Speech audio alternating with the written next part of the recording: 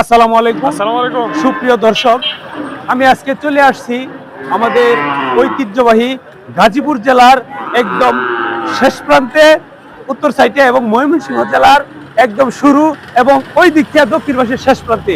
এটা হলো আমাদের ঐতিহ্যবাহী কাউরাইট বয়সপুর বাজার, যেটা নাকি পাগলা থানায় অবস্থিত। প্রতি রবিবার এখানে গরুর হাট বসে। এই গরুর হাটে আইসা আমি তো রীতিমতো অবাক। এখন বলবেন কেন অবাক হয়ে গেছি?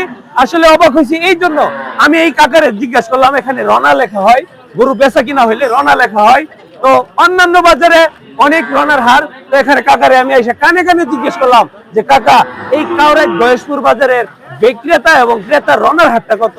তো কাকা আমারে বললো একেবারেই কম, 200। তার মানে 200 যিনি কিনবেন তিনার 200 টাকা, যিনি বিক্রি করবেন ওনারও 200 টাকা।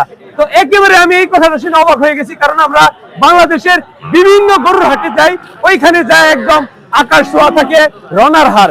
এই কাউরাইট বাজারে আরেকটা কথা না বললেই নয়, আমাদের এই কাউরাইট বাজারটা যারা ইজারাদারদের কর্তৃপক্ষ, তারা এতটাই নিরাপত্তা এখানে দেয় বিক্রেতা এবং ক্রেতার জন্য। যারা দূর থেকে বিভিন্ন বেহারি সাপড়া আসে, যেখানে দেখতে পাচ্ছেন গরু বেচা কিনা হইতেছে, এখানে নাই কোনো পেরেশানির জয় ঝামেলা, নাই কোনো টেনশন। এখানে আপনি একদম রুটের উপরে বাজারটা। তো এই বাজারে আপনারা সকলে আসবেন প্রতি রবিবার।